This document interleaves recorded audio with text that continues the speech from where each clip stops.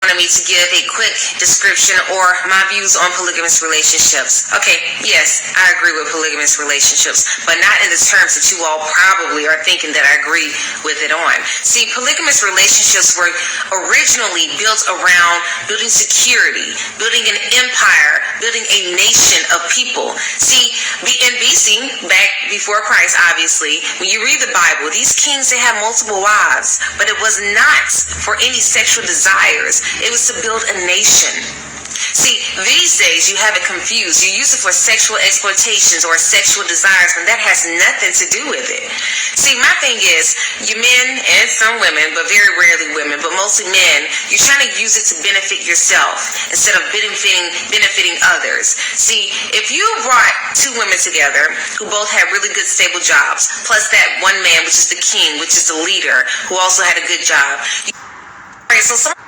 When women object to polygamy and have a problem with it, my question is always why? Who has conditioned you to have an issue with that? It's the way of your ancestors. And it's not to be confused that the purpose of polygamy was for sexual exploitation purposes.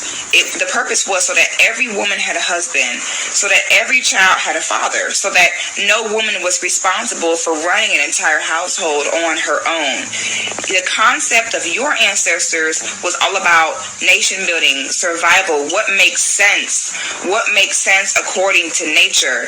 That foo-foo, fee-fee, Prince Charming, my husband, sweep me off my feet type of deal is a fairy tale. And it basically means that, you might have a husband, but you'll have your sisters that won't. We've been conditioned to be against something that we shouldn't be.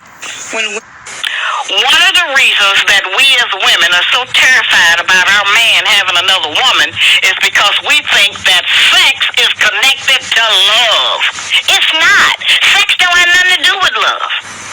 It's a bodily function, like sneezing, urinating, having a BM. All those things just allow you to release yourself. But it don't really have anything to do with love unless that person decides that they have some feelings actually for that person.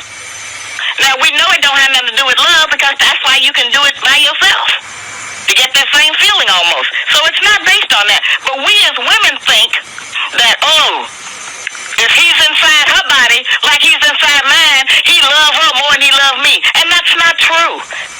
Men have the capacity to love more than one woman, like we as women love more than one of our children. We love all of our children the same. We don't have no best child or second best child. We love them all. The men need to take on the responsibilities of 3 women and do it in an upright way. And I'm telling you, when a man takes on the responsibility of 1 or 2 families, now we're not talking just financial. We're talking about being the head of that family and give some direction and protection and instructions about how to, protect it and how to live upright. When a man take on that, I want to let you know the last thing on his mind is sex.